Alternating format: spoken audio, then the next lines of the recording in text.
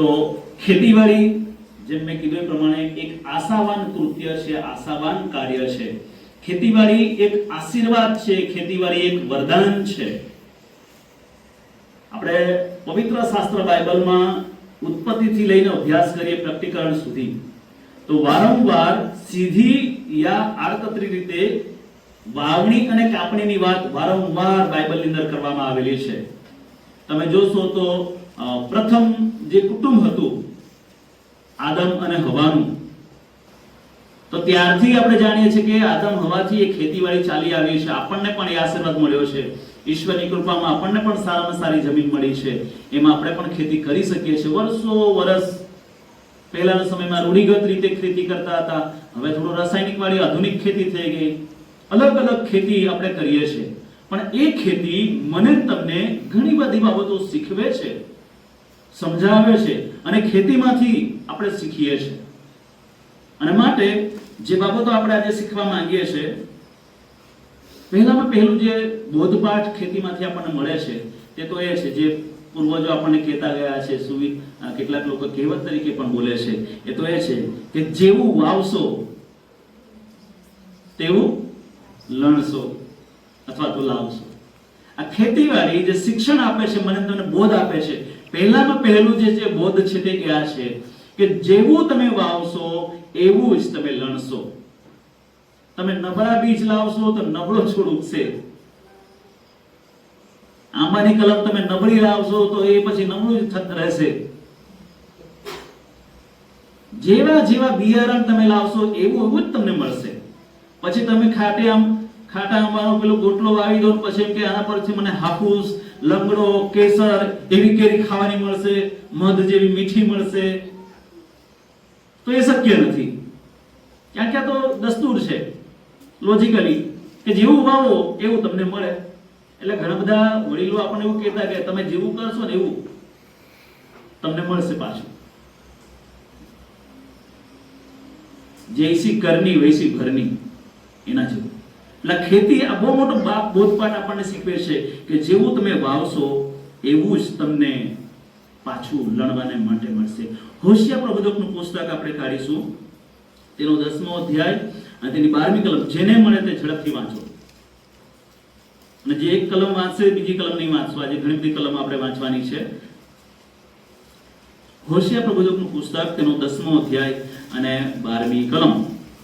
મારા બાઇબલ પ્રમાણે page number 786, જૂના કરારમાં 786.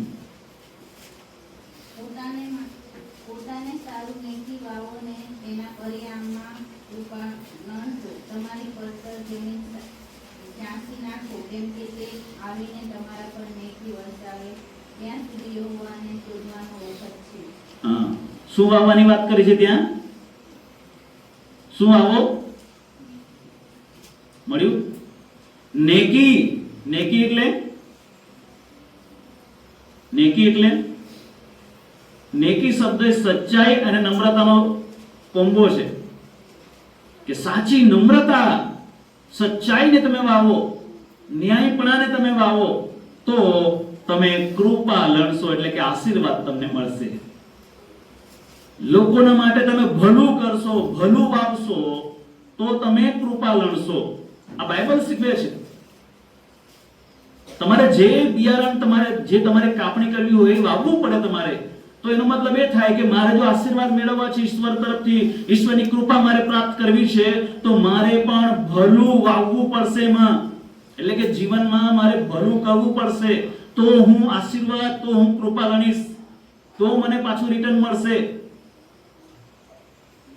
બેંકમાં પૈસા ભર્યા વગર તમને વ્યાજ નથી મળવાનું. તમારે વાવવું પડશે, એક નેકી વાવવી પડશે, તો તમે ઈશ્વરનો આશીર્વાદ, ઈશ્વરની કૃપા તમે લણી શકશો. અને આ બાઇબલ મને તમને શીખવે છે. એટલે વાવણી આ શીખવે છે કે જેવું વાવશો એવું તમે લણશો. બીજી કલમ આપણે કાઢીશું, પહેલો કોરિન્થી તેનો 9મો અધ્યાય અને 11મી કલમ. જેને મળે તે ઝડપથી વાંચશો. કોરિન્થીઓનો પત્ર, પહેલો પત્ર, તેનો 9મો અધ્યાય અને 11મી કલમ. જેને મળે તે વાંચો. જો અમે તમારે સારું આટલી વસ્તુઓ વાવીએ છીએ, તો અમે તમારી શરીરો ઉપયોગી વસ્તુઓ લણીએ એ કઈ મોટી વાત કહેવાય. અહીંયા પણ વાવવાની વાત લખી છે કે જો અમે તમારે સારું આત્મિક વસ્તુઓ વાવીએ છે, એટલે કે પાઉલ કરંથીની મંડળીને એમ કહે છે કે મંડળીમાં, જે મેં શરૂઆતમાં કહ્યું, સેવકો જે કામ કરી રહ્યા છે મંડળીઓની અંદર, અલગ અલગ પરિવારોની અંદર વચન વાવવાની આ સેવા છે. તો પાઉલ એવું કહે છે મંડળીને કે અમે આત્મિક બીજ અમે વાવી રહ્યા છે, આત્મિક વસ્તુઓ વાવી રહ્યા છે. તમારા જીવનો એ પ્રભુમાં મજબૂત બને, જેઓ નથી જાણતા તેઓ સુધી પ્રભુની સુવાર્તા પહોંચે. આ જે સંગતો ચાલે છે, આત્મિક જાગૃતિની ચળવળ જે ચાલે છે, આ બધું આત્મિક વસ્તુઓ છે કે વાવવામાં આવી રહી છે મંડળીમાં, સમાજમાં, કે જે દ્વારા આત્મિક ફળોની અપેક્ષા અમે પણ રાખીએ છીએ. એવું પાઉલ કહે છે. અમે શરીર ઉપયોગી વસ્તુઓને માટે નથી કરતા કે અમે તમારી આગળ સુવાર્તા વાવીશું તો તમે અમને અમારા ઘર ભરી આપશો. પાઉલ કહી રહ્યો છે આ નહીં, અમે તો આત્મિક વસ્તુઓ વાવી રહ્યા છે અને આત્માઓ જીતવા, આત્માઓને લડવાને માટે અમે તૈયાર છે. અને માટે એક વખત પ્રભુ ઈસુ ખ્રિસ્તે પોતાના શિષ્યોને કહેલું કે ફસલ પુષ્કળ છે ખરી, પણ મજૂરો થોડા છે. ફસલ એટલે કે પ્રભુ ઈસુ ખ્રિસ્તે જે વચનો વાવી દેવામાં આવ્યા છે તમામ દેશોની અંદર, તમામ અલગ અલગ લોક જાતિઓમાં, લોક સમૂહોની અંદર, અલગ અલગ પ્રકારના એક કાસ્ટમાં, દરેક જગ્યાઓમાં જ્યાં જુઓ ત્યાં આજે ઘણા બધા લોકો પ્રભુમાં છે.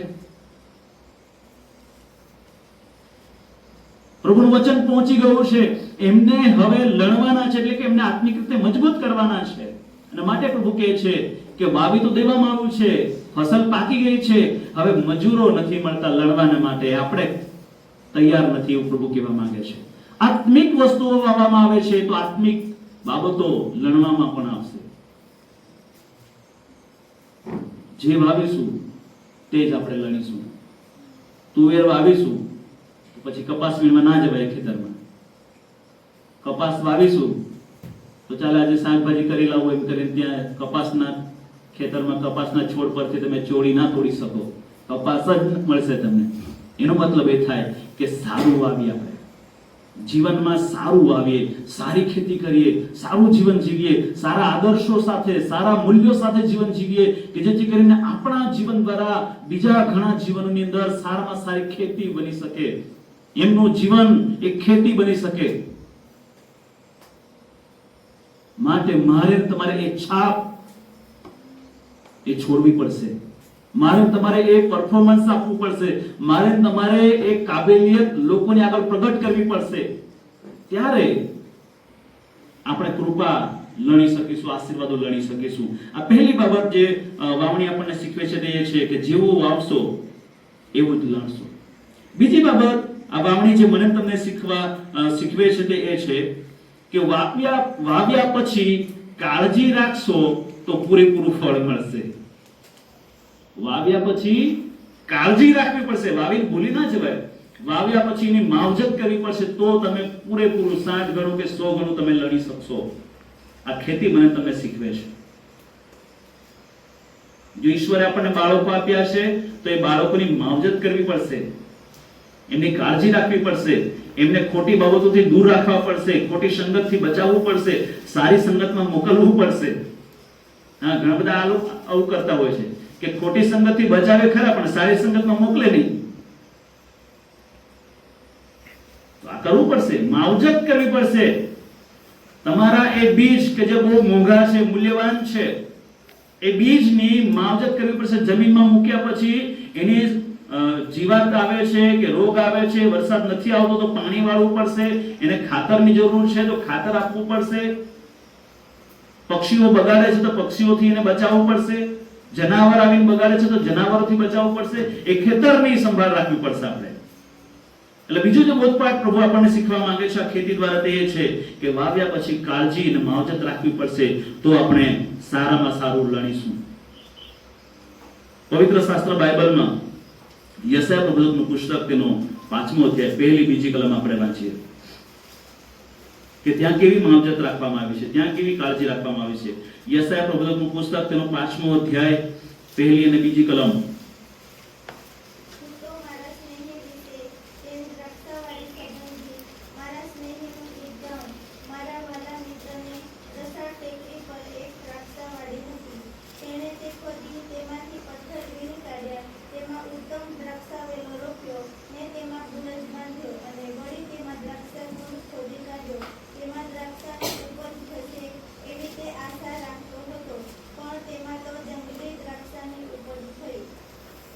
જુઓ, અહીંયા આ જે ખેડૂત છે એ ખેડૂતે એટલી બધી કાળજી રાખી છે, બહુ ચીવટતાથી એને ખેતી કરી છે.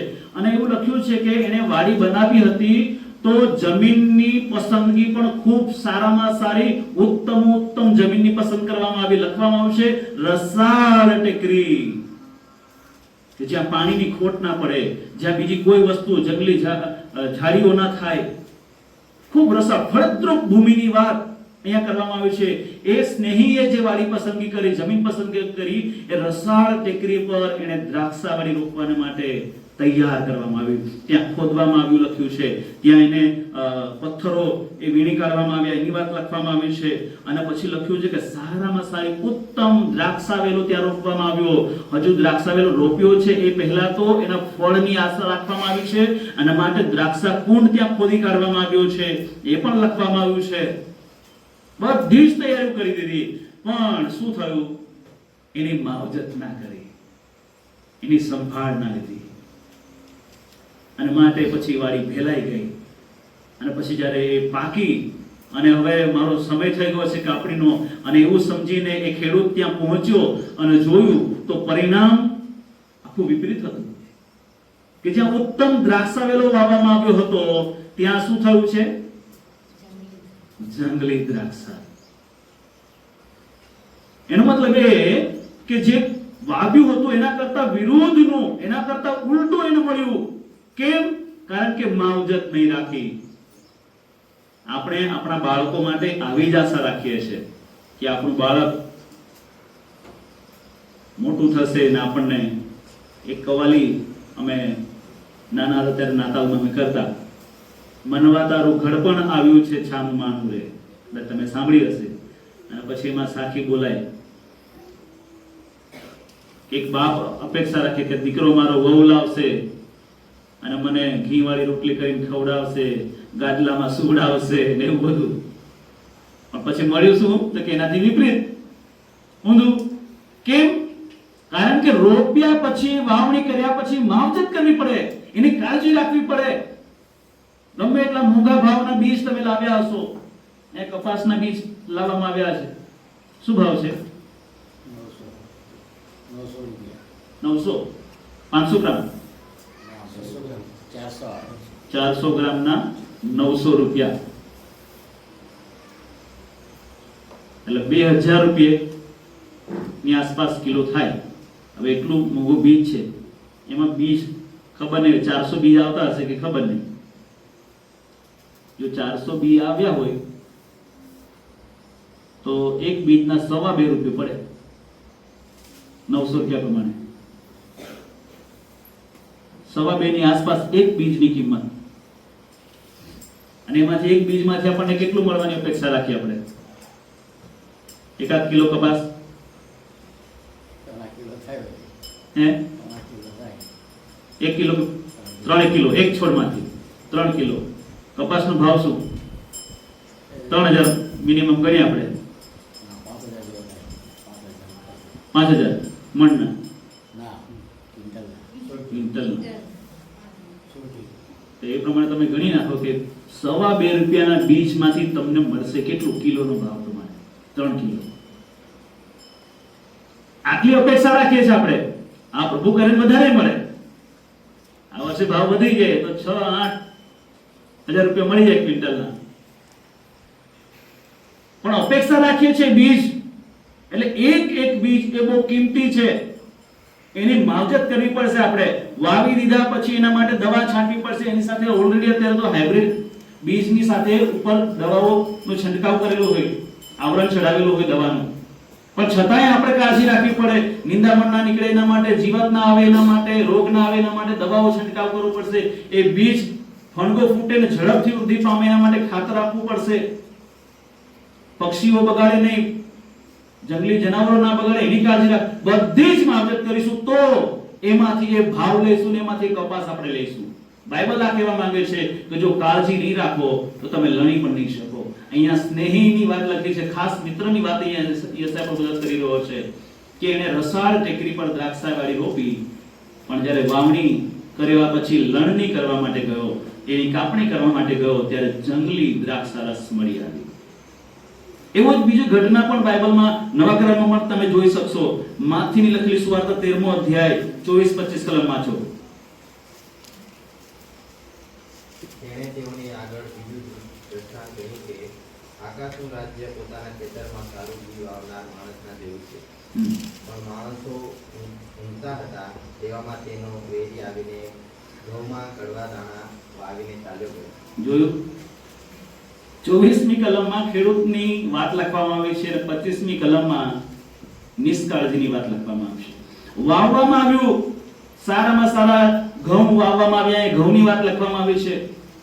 સારી ઉપજ મળે મને એના માટે કાળજી સાથે, બહુ આગ્રહ સાથે એ બીજ વાવવામાં આવ્યા.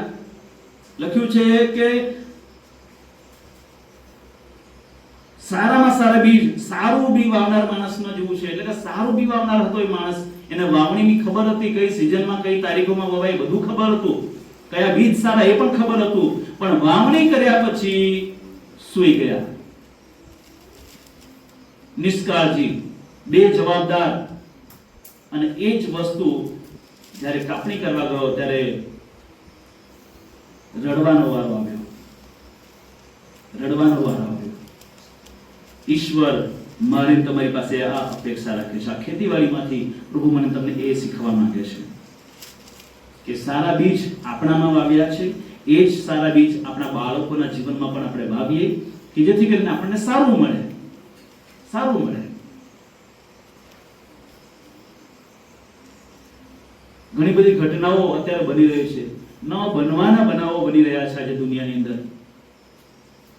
નાનું બાળક એ એવા ભયંકર કામો કરે છે જે આપણે પણ વિચાર કરીએ કે એ કામો કઈ રીતે થાય. નાના બાળકો. હમણાં એક હોસ્ટેલમાં, અમારા વિસ્તારની જ વાત છે, સમાચાર તમે સાંભળ્યા હશે, હોસ્ટેલમાં બે દીકરીઓ લડાઈ અથાણા બાબતે. કદાચ બેનપણીને કીધું હશે તું અથાણું લઈ આવજે, પણ એ બેનપણી અથાણું ના લાવી હોસ્ટેલમાં. તો પેલે બેનપણીને એટલો બધો ગુસ્સો આવ્યો કે એના હાથ પકડીને ચાકુથી નસ કાપી નાખી. અને જેમ ફાવે તેમ ચાકુ માર્યા છોકરીએ. અમદાવાદ 7 ડે સ્કૂલની અંદર ચાકુ મારવાની ઘટના આપણે સાંભળી. 9મા 11મા ભણતા છોકરાઓ બીજા મિત્રને ચાકુ મારીને મારી નાખ્યો. આ આપણે વિચારતા નહોતા આવી ઘટનાઓ થાય, પણ થઈ રહી છે. તો એ માહોલની અંદર, એ વાતાવરણની અંદર આપણું બાળક ના આવી જાય માટે આપણે એને કાળજી રાખવી પડશે. આપણે સાચવવું, આપણે પોતાની પણ માવજત રાખવી પડશે કે આપણે કોઈક રીતે એવા વિચારોમાં ને એવી સંગતમાં આપણે ના જોડાઈ જઈએ. આપણા બાળકોને પણ એ આપણે કાળજી રાખવી પડશે કે મારો દીકરો કે મારી દીકરી એ ખોટી સંગતમાં ના જાય, બીજી સંગતમાં જાય કે ના જાય, આ સંગતમાં આવે એની કાળજી આપણે રાખવી પડશે. પણ આજે આપણે એની કાળજી નહીં રાખીશું તો કાલે એ જ બાળક, એ જ દીકરો કે એ જ દીકરીના માથે આપણે રડવું પડશે. વારંવાર પેલી કલમ યાદ કરજો. પ્રભુ ઈસુ ખ્રિસ્તના માટે કેટલાક બહેનો રડતા હતા. પ્રભુ જ્યારે કાલવરી તરફ જઈ રહ્યા હતા ત્યારે બહેનો પ્રભુને પાણી પીવડાવવા ગઈ અને પ્રભુને કહેતા હતા કે અમે તમારા માટે રડીએ છીએ, અમને દુઃખ થાય છે. તો પ્રભુએ શું ઉત્તર આપેલો? મારા માટે નહીં રડો, પણ તમારા અને તમારા પરિવાર માટે, તમારા છોકરાઓ માટે તમે રડો. એટલે કે કાળજી રાખો, માવજત રાખો. જો આજ નહીં માવજત રાખો તો સમય તમારા હાથમાંથી સરકી જશે અને સમય પાછો નહીં આવે. બાળકને તમે આ વખતે તમે આ ભક્તિ સભામાં બેસવાની ટેવ નહીં પાડો, લઈને નહીં આવતા હો, કાલે તમે એની આશા ના રાખી શકો કે બાળક પણ ના અપાય. માટે કહું છું કે તમે એ વાવેલા પર જો તમે કાળજી નહીં રાખો તો સારો પાક લણવાની અપેક્ષા તમે ના રાખી શકો. આ પરિસ્થિતિઓ બની રહી છે, વાસ્તવિકતા હું કહું છું તમને. ભલે કદાચ અઘરી પણ લાગે, કડક લાગે, પણ આ વાસ્તવિક છે. અમેરિકાની અંદર સારામાં સારું એક ચર્ચ હમણાં જ અઠવાડિયા પહેલા જ, કદાચ મેં એક લિંક પણ મોકલી ગ્રુપમાં, જે તમે જોયું હોય તો, એટલું ભવ્ય પ્રભુ મંદિર, લોકો આવતા બંધ થઈ ગયા પ્રભુ મંદિરમાં, અને આખરે બૌદ્ધ લોકોને મેડિટેશન સેન્ટર બનાવવા માટે આપી દેવામાં આવ્યું. અને પુલપીટ પર અહીંયા એટલું જાજરમાન દેવળ છે, પુલપીટ પર અહીંયા બૌદ્ધ ની પ્રતિમા ત્યાં સ્થાપિત કરવામાં આવી છે. રાત દિવસ ત્યાં અત્યારે એમની ભક્તિ થઈ રહી છે ચર્ચમાં. કેમ? કારણ કે એ પેઢીએ જે વાવ્યું એની માવજત રાખી નહીં, એની કાળજી રાખી નહીં, એ સંતાનોને, એ બાળકોને એ સંસ્કારો આપ્યા નહીં. બાળકો ભટકી ગયા, ચર્ચમાં આવતા બંધ થઈ ગયા, વડીલો પૂરા થઈ ગયા, ચર્ચ ખાલી થઈ ગયું, આપી દેવામાં આવ્યું. આ બધી બનતી ઘટનાઓ છે, એટલા માટે હું તમને આ કહી રહ્યો છું. પછી એ ચેતવણી તરીકે લઈએ કે સૂચના તરીકે લઈએ, આપણા પર આધાર છે. વાલાઓ, બહુ જ કાળજી રાખવી પડશે. ત્રીજી બાબત અને છેલ્લી બાબત જે આપણે જોવા માંગીએ છીએ તે ગીતશાસ્ત્રનો 126મો અધ્યાય અને 5મી ને 6ઠ્ઠી કલમ જે આપણે વાંચી છે, ત્યાં તમે જોશો, જો તમે એ ખેતી, એ જમીનની અંદર વાવણી કરી છે અને જો એ બીજ, એ વાવણી પર તમે ખૂબ કાળજી રાખી છે, ચિંતા કરી છે, એની માવજત કરી છે, તો પ્રભુ એમ કહે છે કે તમે જે વાવ્યું છે એ લણ્યા વગર તમે રહી જશો નહીં. ઈશ્વરે તમને જે કંઈક મહેનત કર્યું છે તમને પાછું મળશે. મહેનત કર્યા પછી તમને ફળ મળશે. કાળજી રાખશો તો મળશે જ, 100% મળશે. આ કદાચ સંઘર્ષ લાંબો પણ બને, જેમ અત્યારે ઉનાળો લાંબો થઈ રહ્યો છે, વરસાદ નથી આવી રહ્યો. સંઘર્ષ લાંબો બની શકે, પણ પ્રભુ આપશે ચોક્કસ. કારણ કે પ્રભુની ગેરંટી એ બહુ અદ્ભુત છે, બહુ અદ્ભુત છે. અને માટે જો તમે સંઘર્ષ કરીને વાવશો, એની કાળજી રાખશો, માવજત કરશો, પોતાના માટે, પોતાના પરિવાર માટે, પોતાની મંડળીના માટે, સમાજના માટે, જો તમે એ વસ્તુને પકડી રાખશો ઈશ્વરના ભય અને બીકમાં, તો આવનાર દિવસોની અંદર આ ગુંડેચા મંડળી પ્રભુ ખૂબ આશીર્વાદિત કરશે, ખૂબ આશીર્વાદિત કરશે. અને ત્યારે એ વચન પૂરું થશે કે પહાડ પર વસાવેલા નગર સમાન. Hallelujah, hallelujah. પ્રભુ આપણને એ ઊંચાઈ પર ગોઠવવા માંગે છે, એ જગ્યાએ પ્રભુ આપણને સ્થિર કરવા માંગે છે. પહાડ પર વસાવેલા નગર સમાન, એનો મતલબ એ થાય કે એ જોવામાં પણ રળિયામણું હોય, સુંદર હોય, અને ગમે એટલી ખાડી કેમ ના હોય ત્યાંથી પણ એ દેખાય, ત્યાંથી પણ એ દેખાય. પહાડીઓ પર વસાવેલું નગર. ઈશ્વર આપણને એવી હાઈટ પર લઈ જવા માંગે છે, એવા સુંદર બનાવવા માંગે છે, રેડિયામણા બનાવવા માંગે છે, આપણા વ્યક્તિગત જીવનને, આપણા કુટુંબને, આપણી મંડળીને. પણ આપણે એના માટે સંઘર્ષ કરવો પડશે, મહેનત કરવી પડશે. આળસમાં બેસી રહેવાનું નથી. આપણે પોતે સજાગ થવાનું છે, આપણા સંતાનોને પણ સજાગ બનાવવાના છે, આપણા કેન્દ્રને, આપણા મંડળીને પણ સજાગ બનાવવાનું છે. અને ત્યારે એ સફળ થશે, ત્યારે એ આશીર્વાદિત થશે. અને માટે ગીતશાસ્ત્ર 126 અને તેની 5મી અને 6ઠ્ઠી કલમમાં લખવામાં આવ્યું છે કે જેઓ આંસુ પાડતા પાડતા વાવે છે તેઓ હર્ષનાદ સહિત લણશે. એટલે વાવા જાવ ત્યારે પાછા રડતા નહીં. બાઇબલમાં લખેલું છે રડતા રડતા વાવવાનું. વચનનો કહેવાનો મતલબ એવો છે કે જો કદાચ તમારે એમાં સંઘર્ષ કરવો પડે, તમારે વેઠવું પડે, કદાચ સંજોગ એવા બને તો તમારે આંસુઓ પણ વહેવડાવવા પડે, આપણા સંતાનો માટે, આપણા પરિવારના માટે. ખેતી કરીએ છે, આ ખેતી તો વર્ષો વર્ષ આવશે, પણ જે સંતાનો ઈશ્વર આપણને આપ્યા છે તે આપ્યા છે. આપણે કાળજી રાખવી પડશે. તો જે વાવણી આપણે કરી રહ્યા છે, એની કાળજી આપણે રાખી રહ્યા છે, એમાં કદાચ આંસુઓ વહેવડાવવાની વાત આવે, પ્રાર્થનામાં આંસુઓ વહેવડાવવાની વાત આવે, પ્રભુની પાસે માંગવું પડે, પ્રભુની આગળ કાલાવાલા કરવા પડે, અથવા તો એના માટે ઘણું બધું વેઠવું પડે, છોડવું પડે, સ્વાર્પણ કરવું પડે, બલિદાન આપવું પડે, તો પણ આપતા ખચકાઈએ નહીં. કારણ કે જો તમે આંસુ પાડતા પણ વાવશો ને તો હર્ષ સહિત તમે લણશો. આ ઈશ્વરની ગેરંટી છે, ઈશ્વરની ગેરંટી છે. ઘણી બધી વખત આપણને આવા સંજોગો ઉભા થાય કે ચર્ચમાં જવું કે મારું કામ પતાવવું. આ ખરી કસોટી આવે, ઘણી બધી વખત આવે, દરેકના જીવનમાં આવે. ચર્ચમાં જવું કે પછી આ મારું કામ પતાવું, આ અગત્યનું છે કે આ અગત્યનું છે, અને પછી આપણે કહીએ તો બીજા રવિવારે જઈ આવીશું, મહત્વ આને આપી દઈએ. બરાબર. પ્રભુ જાણે છે આપણા હૃદયને, આપણા મનને. ઘણા બધા લોકો એવું કહે તો પ્રભુ બધું જાણે છે, એવું કહે છે. તો જાણે છે તો એને આપણે ઉલ્લુ બનાવવાનું. પ્રભુ મંદિરમાં આવવા માટે કેટલી વખત આપણને સંઘર્ષ નડે છે. એવા કયા સંઘર્ષો છે કે જેના માટે આપણે રડી પડવું પડે, અને એવું હોય ને છતાં પણ તમે પ્રભુ મંદિરમાં આવો ને તો પ્રભુ બહુ જ આશીર્વાદ આપશે તમને. પણ આવી જ શકાય એવું હોય, એકદમ ઈઝી હોય, સામાન્ય હોય તો આવી જ શકાય નહીં. મેં વાલેસપુર મંડળીનો દાખલો આપ્યો હતો.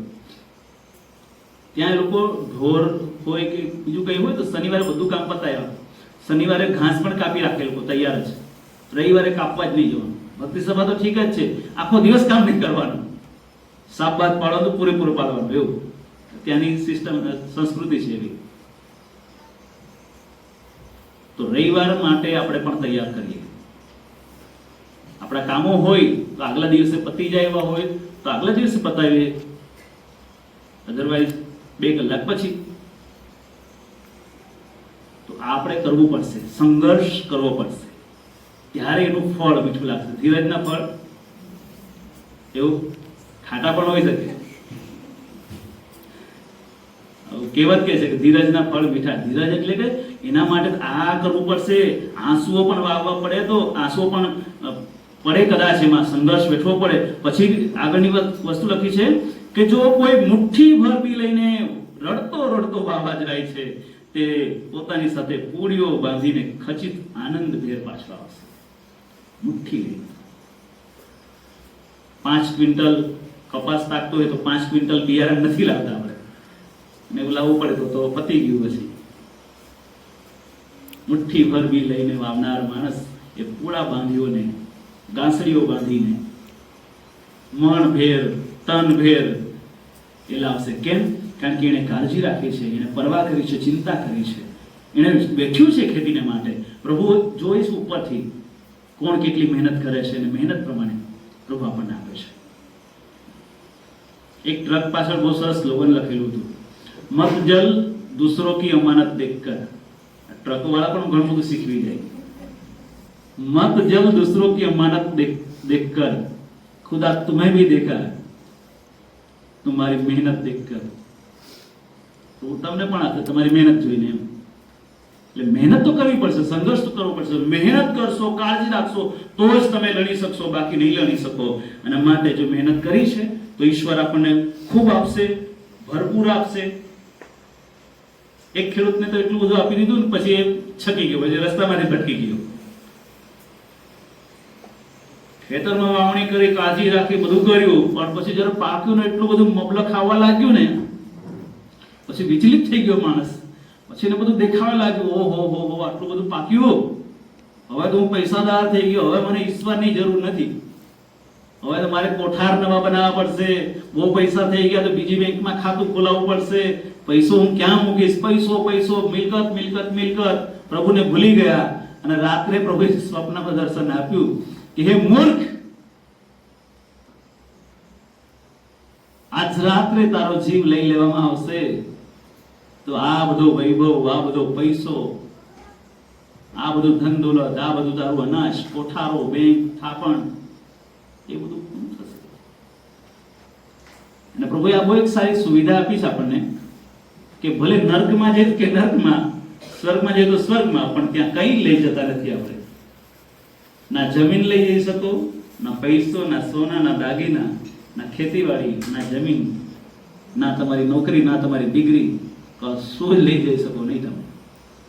બાકી લઈ જવા જેવું હોત તો આપણે કમાવા ભેગા કરી બરાબર છે, કશું મળે નહીં.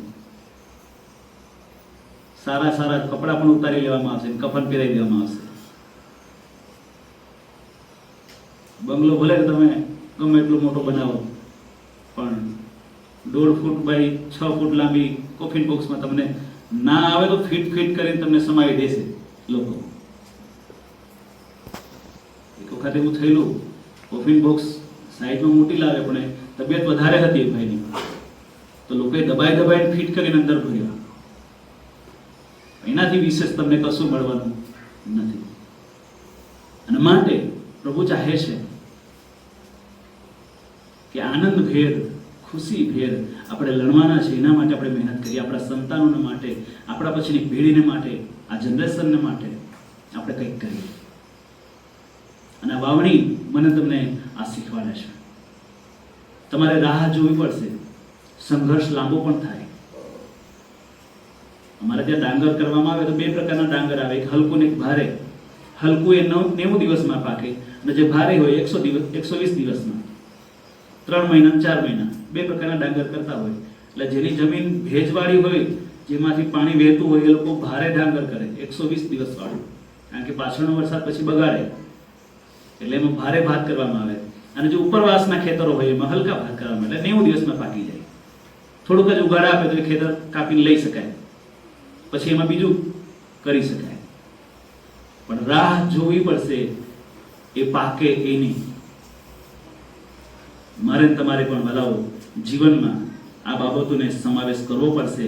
પ્રભુ ચાહે છે કે તે આપણને આશીર્વાદિત કરે. પ્રભુ ચાહે છે કે એ બીજ સારા હોય, નીતિથી નેકી વાવીએ અને કૃપા ગણીએ. આત્મિક આશીર્વાદો ઈશ્વર આપણને આપવા માંગે છે, અને માટે ઈશ્વરે આત્મિક દાનો આપણામાં વાવ્યા છે, અને તે આત્મિક રીતે આપણી કાપણી પણ કરવા માંગે છે. અને માટે બહુ ચિંતા સાથે, બહુ સમજણ સાથે આપણે આપણા ખેતરોમાં બીજ વાવીએ છીએ, પણ આપણા જીવનમાંથી અને આપણા પ્રભુના વચનોમાંથી સારા સંસ્કારો આપણા પરિવારમાં પણ વાવીએ, કે જેથી કરીને ખેતરમાં પણ આનંદ થાય, ઘરમાં પણ આનંદ થાય. ખેતર પણ આપણને કંઈક સારું આપે, ઘરમાંથી પણ આપણને કંઈક સારું મળે. અને એવું કરવા પ્રભુ આપણને ખૂબ કૃપા આપે, ખૂબ સહાયતા કરે. આમેન. પ્રાર્થના કરીએ.